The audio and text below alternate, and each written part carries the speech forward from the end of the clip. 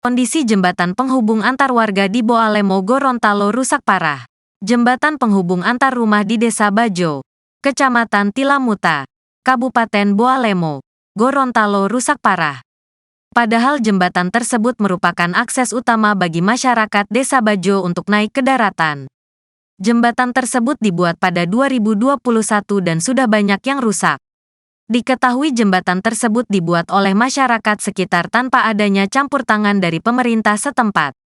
Jembatan itu hanya beralaskan bambu dan papan yang bisa saja lapuk kapanpun.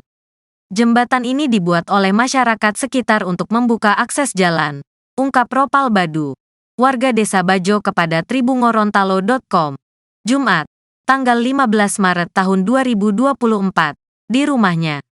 Ropal menambahkan saat air pasang, masyarakat tidak bisa melewati jembatan tersebut karena sudah tenggelam oleh air. Kalau air pasang, masyarakat harus tinggal di rumah karena jembatan pasti sudah tenggelam, tambahnya. Kata Ropal, masyarakat yang sudah terjebak di dalam rumah pastinya harus bersabar untuk menunggu air surut. Masyarakat yang sudah berada di dalam rumah pastinya harus sabar menunggu air surut.